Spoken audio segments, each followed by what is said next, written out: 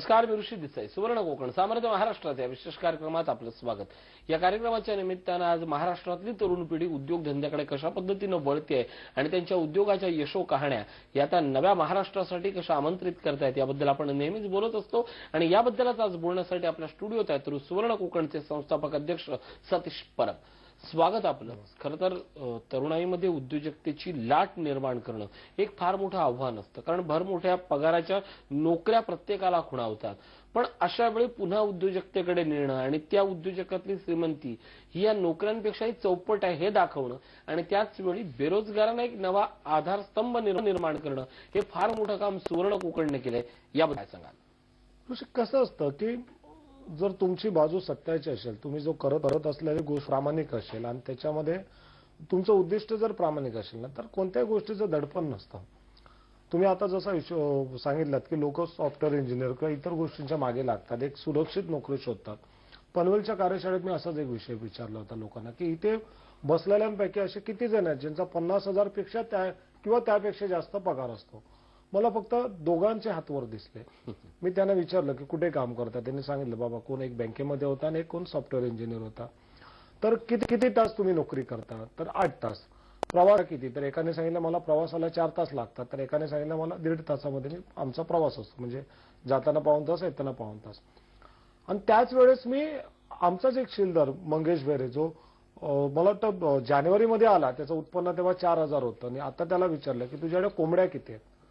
त्यांनी सांगितलं मी आता 6,000 बॉयलर कोंबड्या बाळगतो साहेब, पण मी त्या विक्री करत नाहीये, तर मी कॉन्ट्रॅक्ट फार्मिंग करतो. म्हणजे काय, तर मला एका कंपनीकडनं पिल्लं दिली जातात, पिल्लाचं खाद्य दिलं जातं, औषधे जी असतात ती दिली जातात आणि मी वाढवून त्यांना परत करतो. मग ह्या प्रोसेसमध्ये किती वेळ जातो? तर त्याने मला सांगितलं की मला 1 महिना लागतो, 30 ते 40 दिवस. मग 30 ते 40 दिवसात ती जे कोंबडीचं पिल्लू असतं ते 2 किलोचं होतं आणि यांना 1 किलो मागे 4.5 रुपये दिले जातात. म्हणजे 2 किलो मागे त्यांना 9 रुपये भेटतात एका पिल्ला मागे. 9 रुपये इंटू 6,000 पिल्लं किती झाले? 54,000. ओके. पिल्लं खरेदी तुम्ही करायची नाहीत, विकायची तुम्ही नाहीत, फक्त तुम्हाला त्यांचं देखभाल करायचे, संगोपन करायचं आहे. ह्याच गोष्टी करताना तो 500 कोंबड्यांची स्वतःची गावठी बॅच जी स्वतंत्र तो करतो. त्याच्यातही तसंच की तो 16 ते 20 रुपयाच्या दरम्यान कोंबडीचं पिल्लू आणतं. कोंबडीचं पिल्लू कारण गावठी पिल्लं असल्यामुळे कोंबड्यांमध्ये परिवर्तित होताना जवळपास 3 ते 3.5 महिने जातात. आणि या सगळ्या प्रोसेसमध्ये एका पिल्लांमागे त्यांना 50 ते 55 किंवा 60 रुपये त्यांना खर्च येतो. परंतु 3 महिन्यानंतर हीच कोंबडी ते 250 ते 400 रुपयाच्या दरम्यान ते विकतात. म्हणजे 250 रुपये किलो, पण कोंबडी जर 1.5 किलो असेल, 2.5 किलो असेल तर 250 ते 400च्या दरम्यान भेटतं. पण आपण त्यांना मिनिमम जरी 250 रुपये धरले आणि 50-60 रुपये खर्च धरला तर एका कोंबडी मागे त्यांना निव्वळ 200 रुपये खर्च येतो, आपलं प्रॉफिट होतं. म्हणजे 500 कोंबड्यांमागे त्यांना जवळजवळ 1.25 लाख होतात. त्याच्यातून जर आपण खर्च बाजूला काढला तर कुठेही त्यांना कमीत 75,000 रुपये ह्या कोंबडीमागे भेटतात. पण ते 3 महिन्यात. महिन्याचं इन्कम जर पकडलं तर 25,000. गावठी कोंबड्यांमागे त्याला भेटतात 20,000 रुपये महिना आणि बॉयलर कोंबड्यामागे जे कॉन्ट्रॅक्ट फार्मिंग करतो तिथे त्याला 54 ते 55,000 भेटतात. म्हणजे निव्वळ त्याचा मिळणारा फायदा जो आहे फक्त कोंबडी पालनातून हा जवळजवळ 75 ते 80,000 रुपयाच्या घरात आहे. आणि ह्यासाठी मंगेशला तिथे सर्वांसमोर विचारलं की ह्यासाठी तू वेळ किती देतोस. तर त्याचं सांगणं असं होतं की बॉयलरसाठी मला सकाळी 1 ते 1.5 तास लागतो, संध्याकाळी 1-1.5 तास लागतो आणि गावठी कोंबड्यासाठी मला अर्धा तास दिवसभरात खूप झाला. जर 3-4 तास काम करून तुम्ही 75 ते 80,000 रुपये तुमच्या घरामध्ये तुमच्या आप्त स्वकीयांच्या सोबत वेळ घालून स्वाभिमानाने कमवत असाल तर ह्या नोकऱ्या हव्यातच कशाला, जिथे आपण दुसऱ्याचे लाचार होतो, दुसऱ्याची उजरेगिरी करतो. आणि ही गोष्ट संपूर्ण सभागृहात ना ऋषी एक वेगळी शांतता होती. कारण ही कोणती पुस्तकातली स्टोरी नव्हती, हे वास्तविक जे समोर होतं, मंगेश होता, नितेश होते किंवा इतर माझे शिलदार होते ना, ते स्वतःचा अनुभव कथन करत होते, ते सांगत होते. तेही सांगत होते की तुम्ही कधी येऊन माझ्या फार्मवर येऊन बघा, भेटा, किंवा मी ज्याच्याशी कॉन्ट्रॅक्ट फार्मिंग करतोय त्यांच्याशी विचारा की माझं मंथली पेमेंट किती येतं ते. आणि मग ह्या सगळ्या गोष्टी ज्या ऍक्च्युअल सत्यात असतात, ज्या तुमच्या समोर प्रकट होतात किंवा दाखवल्या जातात ना, तेव्हा मात्र तुमच्यावरचा विश्वास अजून दुणावून जातो वाटतं. की ह्या जर एवढ्या सोप्या गोष्टी असत्या आणि आम्हाला माहिती असल्या असत्या तर आपणही ह्याच्यामध्ये करिअर केलं असतं. कोणी शेळी पालन केलं असतं, कोणी कुकुट. परंतु या गोष्टी आम्हाला आजपर्यंत माहित नव्हत्या. याच्यातली श्रीमंती एवढी आम्हाला कधी आम्ही जाणून घेतली नव्हती किंवा जाण्याचा प्रयत्नही केला नव्हता आणि त्या आम्हाला ती कळलीच नाही. पण आता आम्ही जाणून घेतल्यानंतर आम्हाला हा व्यवसाय करायचा आहे. जी गोष्ट मी कुक्कुटपालनाबद्दल बोलतो तीच गोष्ट शेळी पालनाबद्दल. मी तेव्हा सुमित भोसलेलाही तिथे उभा केला आणि लोकांना विचारलं की ह्यांच्याकडे किती शेळ्या आहेत विचारा. ज्या सुमितने तुम्हाला सकाळपासून दुपारपर्यंत मार्गदर्शन केलं त्याच्या शेळ्या विचारल्या. सुमितचं इन्कम महिन्याला 3.5 ते 4 लाख रुपयाच्या घरात आहे. सुमित कॉन्व्हेंट स्कूलमध्ये शिकलेला मुलगा आज मुंबईतली चांगली मोठ्या पगाराची, ज्याला आम्ही मोठ्या पगाराची म्हणतोय, मुंबईतले चाकरमाने किंवा इतर लोक, पण त्याच्यासाठी ती छोटी नोकरी होती, ती चाकरी होती. स्वाभिमान त्याला सारखा खुणावत होता की नाही तू काहीतरी अजून चांगलं करू शकतोस, पण करायचं काय, मग मी डॉक्टर बनू, मग मी इंजिनियर किंवा काय करू. पण वेळ निघून गेली होती. आता त्या गोष्टी करू शकलं. मग तुमच्या आता हातात काय गोष्टी आहेत ज्या तुम्ही करू शकता. विषय शेतीपूरक जेवढे धंदे आहेत ना, इथे कोणत्याही शिक्षणाची अट नाही. तुम्हाला इंग्रजी बोलता आलंच पाहिजे असंही काही नाहीये. कोणत्याही वयाची मर्यादा नाही. कोणत्याही भांडवल पण भरमसाठ असलं पाहिजे असंही नाहीये. जागाही तुमच्याकडे खूप प्रमाणात असली पाहिजे असं काही नाही. गरज आहे की तुम्हाला तुमच्या परिस्थितीबद्दल, तुमच्या दारिद्र्याबद्दल किती चीड आहे आणि चाड आहे ना, ते खूप महत्वाचं आहे. नक्कीच एक महत्वाची मला आठवण आणि खूप दिवस माझ्या मनात तो प्रश्न होता, विचारावासा वाटत होता आणि आज त्या निमित्तानं मला मी विचारतोय. 3-4 महिन्यापूर्वीची गोष्ट असेल. कोहिनूर हॉलला आपली एक कार्यशाळा होती आणि या कार्यशाळेत त्याचं ओपनिंग झाली आणि काही कारणाने तुम्ही पुढे आलात, तुमच्या मागे मी होतो. ते एक व्यक्ती तिथे घुटमळत होता आणि तुम्ही त्याला विचारलं की बाबा तू याच्यात वर का आला नाहीस, तुला जर घ्यायचं आहे. त्याने सांगितलं, तुमच्याकडे विशद केली की मला असं असं करायचं आहे, मला ते सगळं शिकायचं आहे, तुझी कार्यशाळा होती त्याच्यातली, पण माझ्याकडे पैसे नाही म्हणून मी घेऊ शकत नाही. तर तुम्ही त्याला तुमच्या पाकिटातले पैसे काढले आणि त्याला दिले आणि त्याला सांगितले जा ही फी भर आणि तू हे सगळं शिक. पैसे कोणी देणं महत्वाचं नाही, तुला या पैशाची किंमत कळणं महत्वाचं आहे. त्यावेळी तुम्ही बोलला होतात आणि आजही यापुढे आता ते अर्थात घोषित करणार आहात. खरं तर हे शिकायचं प्रत्येकाला असतं. पैसा फक्त त्या शिकण्यातली अडसर ठरू नये म्हणून आता मोफत कार्यशाळा घेतल्या जाते. या मोफत मधलं नेमका अर्थ काय? कारण पैसे भरणं हे मान्य, पण मोफत शिकवूनही ते मिळू शकतं का? काय झालं माहिती ऋषी, एवढे गैरसमज पसरवले गेलेत लोकांमध्ये या शेतीपूरक धंद्याबद्दल.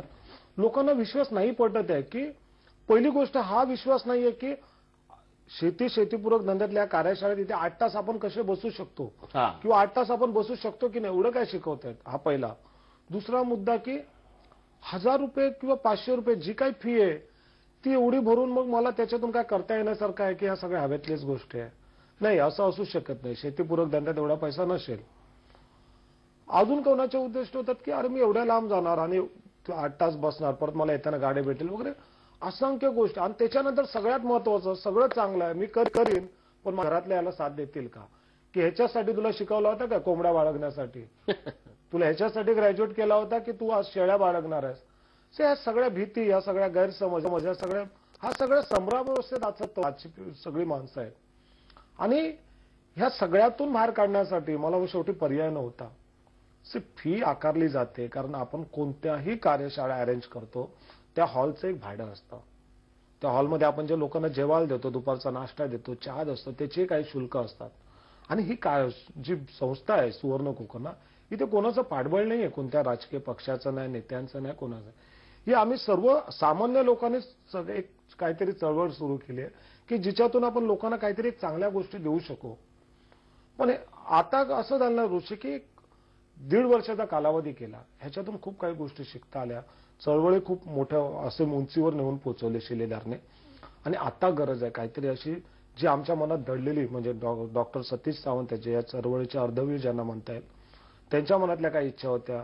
आम्ही दोघांनी बसून एक डिसिजन घेतलं की आता आपला एक वेळ आली की आपण समाजाला अजून काहीतरी चांगलं देता येईल. आणि ते देण्यासाठी आपल्याला जास्तीत जास्त लोकांपर्यंत ही श्रीमंती पोहोचवणं खूप गरजेचं आहे. कारण आज प्रत्येक तालुक्यात, जिल्ह्यात सुवर्ण कोकणचे शिलेदार काही ना काय करतात, पण एवढ्यावर थांबता सारखं नाहीये. आपल्या उद्दिष्ट हा होता या चळवळीचा की प्रत्येक घरात एक श्रीमंत उद्योजक तयार झाला पाहिजे. आणि त्यासाठी जास्तीत जास्त लोकांपर्यंत पोहोचण्यासाठी ही मोफत ही कार्यशाळा ही कृषी जागरूकता अभियान याला म्हणता येईल किंवा या शेतीपूरक धंद्यातली श्रीमंती केवढी प्रचंड आहे आणि तुम्ही ते किती सुलभ पद्धतीने तुमच्यापर्यंत पोहोचू शकते ह्याचा आम्हाला लोकांना जाणीव करून द्यायची आहे. म्हणून प्रत्येक विभागामध्ये आम्ही एक मोफत कार्यशाळा शेतीपूरक धंद्यावर संपूर्ण महाराष्ट्रभर आखतोय ऋषी, की जेणेकरून जास्तीत जास्त लोक ह्या प्रवाहात येतील आणि ज्या काही गोष्टी लोकांवर लादल्या गेल्यात की मराठी माणूस उद्योग करू शकत नाही, मराठी माणूस उद्योगधंद्यामध्ये जास्त टिकू शकत नाही, ह्या सगळ्या गोष्टीला छेद द्यायचा आहे. आणि महाराष्ट्र म्हटला तर तो उद्योजकांची पंढरी असला पाहिजे. मराठी माणसाकडे चाकरमाने किंवा नोकरदार वर्ग न बघता तो एक यशस्वी उद्योजक म्हणून बघितला पाहिजे. यासाठी केलेला एक प्रामाणिक प्रयत्न आहे. मित्रांनो, ह्या सगळ्या गोष्टी ऐकल्यानंतर तुमच्या मनात असं वाटत असेल की आपल्यालाही एखादी कार्यशाळा आयोजित करायची आणि आपल्याकडे 100-200 तरुणींचा समूह असेल तर नक्की स्वागत करताय सुवर्ण कोकण तुमचं. तुम्ही एकदा या, ऐका, जाणून घ्या तुमची यशोगाथा कशा पद्धतीने आयुष्यात वाढेल ती. तुमचं स्वागतच आहे. एक छोटासा ब्रेक घेतोय. पात्र सुवर्ण कोकण, सामर्थ्य महाराष्ट्राचे.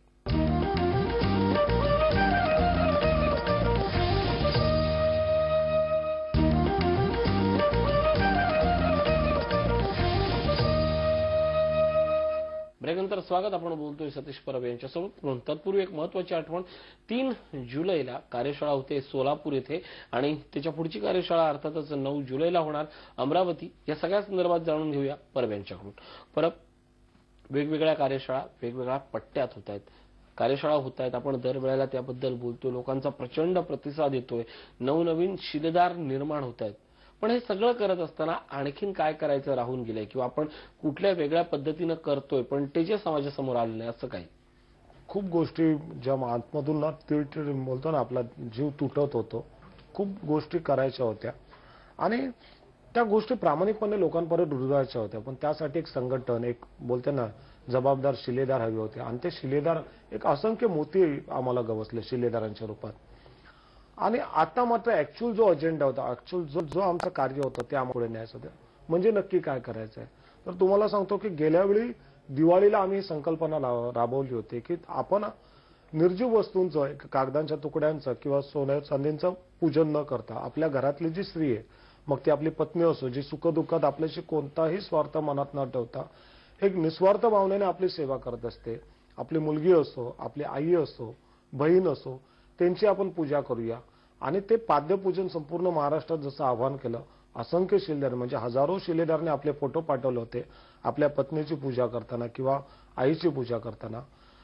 त्याच वेळेस ह्या दिवाळीला एक नवा संकल्प करायचा आहे ऋषी, की आत्महत्याग्रस्त जे शेतकरी आहेत, ज्यांनी कुठेतरी परिस्थितीसमोर शरण जात चुकीचा मार्ग निवडला, त्या घरात महिनाभर दिवाळी कशी साजरी होईल त्यासाठी आम्ही काही विशेष काम करणार आहोत. म्हणजे त्या घरामध्ये नुसतं गुरधोड पदार्थ दिवाळीचे न पाठवता संपूर्ण महिनाभर त्यांना पुरेल एवढी शिदोरी आम्हाला धान्य एक त्यांच्याकडे पोहोचवायचं आहे.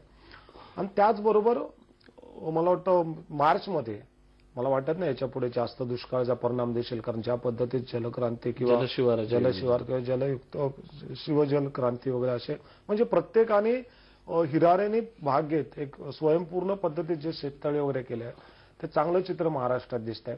परंतु तरी सुद्धा अशा काही दुष्काळी प्रदेश असेल जिथे चाऱ्याचा किंवा पाण्याचा प्रश्न असेल तर आमचा एक असा मानस आहे सर्व शिलेदारांनी मिळून एक तयार केला आहे की प्रत्येक जिल्ह्यामध्ये दुष्काळी भागात आपण स्वतःच्या चारा छावण्या ठेवायच्या, तीही कोणतीही सरकारी किंवा कुठची मदत न घेता आपल्या स्वतःच्या जबाबदारीवरती प्रत्येक ठिकाणी तिकडच्या जनावरं तडफडू नये. कारण ती जेव्हा अन्न पाण्या वाचून चाऱ्या वाचून तडफडत असणार ती खूप आतमधून आपल्याला एक बोलतो ना छिनछिन आपलं संपूर्ण शरीर होत असतं.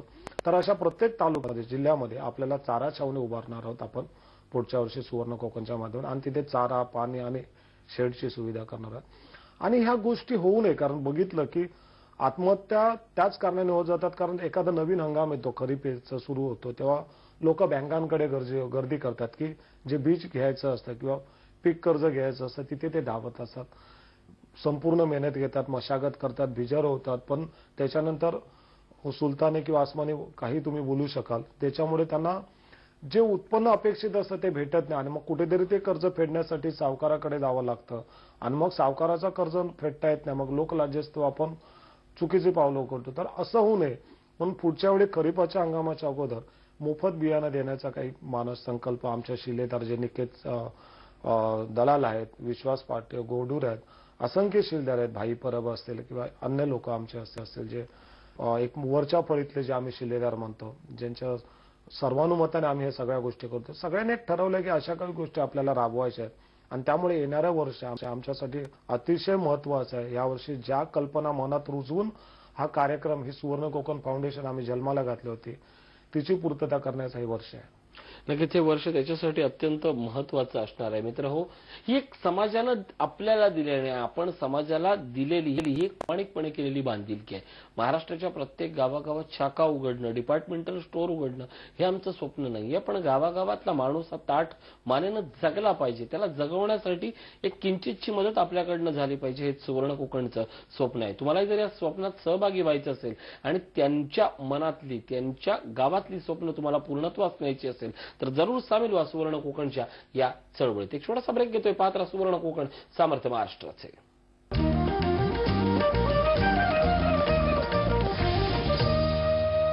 ब्रेकनंतर स्वागत. आपण बोलतोय सतीश परब यांच्यासोबत. परब, केवळ आता या पुढची जी आपली वाटचाल असणार आहे ती सुवर्ण कोकणचे सभासद होणं, अश्वमेधचं शिलेदार होणं यापेक्षा की कारण खूप माणसं असतात की ज्यांना स्वतःच्या विचारापेक्षा समाजाशी बांधिलकी घेणं महत्वाचं असतं. म्हणजे खूप वेळेला तुम्ही कुठला स्वतः व्यवसाय जरी नाही केला तरी आपण समाजाचा विकास करू शकतो. अशा माणसांसाठी सुवर्ण कोकण काय त्यांना प्लॅटफॉर्म देते? नक्की ऋषी, कसं असतं की आपण सुखी समाधानी आहोत, आपल्याला सगळ्या गोष्टीचा आपण उपभोग घेतोय, परंतु असा किती टक्का एक वर्ग आहे समाजातला की जो या सगळ्या गोष्टीपासून वंचित आहे. आपण किती कमवतो आणि किती उपभोगतो याच्यापेक्षा आपण जगाला किती समाधान देतो ना, ह्यातच खरा आनंद असतो ऋषी. आणि होतंय काय की हे सगळं करताना आता खूप लोक बोलतात की आम्ही वर्षभर शिलेदार नोंदणी केली नव्हती किंवा सभासद नोंदणी अशी काही केली नव्हती, पण आता मात्र करतोय. कारण त्या आधारे ना आम्ही ह्या सर्व मराठी तरुणांना किंवा मराठी जी आताची सगळी माणसं आहेत ज्यांना वाटतं की मला माझ्या मस्तकावर मनगटावर विश्वास आहे आणि मी काहीतरी करणार आहे आणि या शेतीपूरक धंद्यातून श्रीमंती साधता येते आणि मी ती नक्कीच साधेन, अशा सर्वांना संघटित करणं खूप महत्वाचं आहे ऋषी. मी खूप वेळा ट्रेनमध्ये बघतो किंवा कुठे जातो तिथे बघतो की जी इतर माणसं आहेत, जी मराठी भाषिक नाहीत, इतर जण ही खूप संघटित असतात आणि खूप एकमेकाला मदत करत असतात. मी मागे ट्रेनमध्ये मला वाटतं मी बोरिवलीला जात होतो, काही गुजराती बांधव तिथे बसले होते आणि तो एक जण सांगतोय की मी निघतोय, असा माझा जॉब सुटलाय किंवा काय सांगत होते त्यांचं, मला व्यवस्थित ऐकू ना. पण ते बाकीचे दोघे त्याला सांगतात की का जाताय तुम्ही, तुला लागेल ती मदत आम्ही करतो, पण तू इथे एखादा धंदा टाक, तुला ह्याच्याकडनं त्या रमेश भाईकडे नेतो, असं काय त्यांचं चाललेलं. ही कशी माणसं एकमेकाला सपोर्ट देत असतात, कशी एकमेकाला थांबवतात. एक मनुष्य सांगतो मी मुंबईतून आता पुन्हा गुजरातला किंवा कुठे त्याच्या मायभूमीत जातोय, तर हा दुसरा मनुष्य रोखतोय की नको जाऊ तू, इथे आम्ही तुला मदत करतो. मग ही वृत्ती आमच्या मराठी माणसात कधी येणार? आम्ही कधी सांगत की आम्ही असेच फेकले जाणार? मग पहिले गिरगावला होतो, नंतर आम्ही ह्याला भांडुपला आलो, त्याच्या पुढे बदलापूर, आता बोलतात नेरळला खूप चांगले फ्लॅट भेटतात. आणि जी गोष्ट मुंबईची दिसते आपल्याला तीच गोष्ट तुम्ही कोकणातही बघा. कोकणातला मनुष्य जमिनी विकून तो बाहेर जातोय. आज कोकणामध्ये घरामध्ये म्हातारी राहतात किंवा ती घरं बंदच असतात. ही आणि जी गोष्ट कोकणाची बोलतो ना तीच औरंगाबाद, तीच पुणे, तीच नाशिक, सगळीकडे ही माणसं ही बाहेर फेकली जातात. आणि मग ही नक्की जाणार तरी कुठे? आणि मग आता नाही आम्ही जागृत होणार, आता नाही आम्ही धंदे करणार, तर करणार कधी? आणि म्हणून ही सगळी लाज लज्जा शरमनाक सोडावी लागेल. मी खूप मुलांशी बोलतो तेव्हा बोलतात की नाही यार मी केलं असतं, पण मला नंतर मग मुलगी कोण देणार? अरे मुलगी कोण देणार? आज आपण कितीतरी दुकानं मुंबईतली मराठी माणसाचे चांगले चांगले जे मुठभर लोक आहेत, छान पद्धतीत धंदा करतात, त्यांचे धंदे बघा. पण त्यांनी तिथे कष्ट केले, संयम बाळगला, जे काही प्रयत्न केले ते प्रामाणिकतेने केले आणि त्या प्रयत्नामध्ये नेहमी सातत्य ठेवलं. आणि जे काय मी उत्पन्न देईन समोरच्याला ना त्याच्याशी मी प्रामाणिक राहीन. हा एक बोलता ना, जोपर्यंत तुम्ही अशा आतमधून पेटून उठत नाही ना ऋषी, तोपर्यंत नाही काय करू शकत. आणि म्हणून अशा सर्वांनी संघटित आलं पाहिजे. आणि एकमेकांमधले जे असलेले अनुभव आहेत, ज्या गोष्टीत श्रीमंती मी साधली आहे त्या गोष्टीचं गमक काय, त्या गोष्टी ह्याच्यातली श्रीमंतीची रहस्य काय, जोपर्यंत आम्ही एकमेकांकडे परावर्तित करत नाही, एकमेकाला सांगत नाहीयेत, एकमेकाच्या जोडीने धंदा करत नाही ना, तोपर्यंत मला वाटतं ह्या गोष्टी अशाच घडत राहणार. हे कुठेतरी थांबलं पाहिजे ना, म्हणून आपल्याला संघटित झालं पाहिजे. आणि संघटना राजकीय नाहीये, इथे कोणाला निवडणूक लढवायची नाही, इथे कोणाला कोणत्या पक्षातही जायचं नाही, तर इथे आपल्याला फक्त आणि फक्त एक उद्योजक व्हायचं आहे. त्यासाठी एक आगळवेगळा प्रयत्न आहे. फक्त आणि फक्त उद्योजक होण्यासाठी आणि त्या उद्योजकतेतली श्रीमंती उलगडून दाखवण्यासाठी सुवर्ण कोकणचा हा प्रामाणिक प्रयत्न आहे. अर्थात हा प्रयत्न गेली वर्ष दीड वर्ष सुरू आहे, तुमची त्याला तशीच साथ लाभते. पण ज्यांच्यापर्यंत हे विचार पोहोचले नाहीत त्यांच्यापर्यंत विचार पोहोचवा.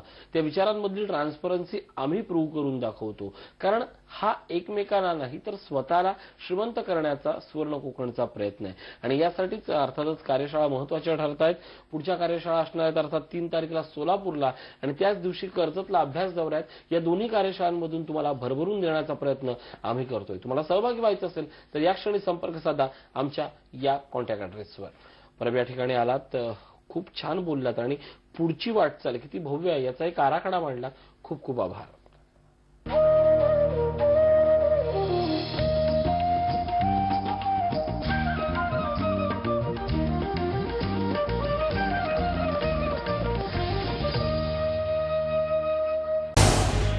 झी 24 तास रहा एक पाऊल पुढे.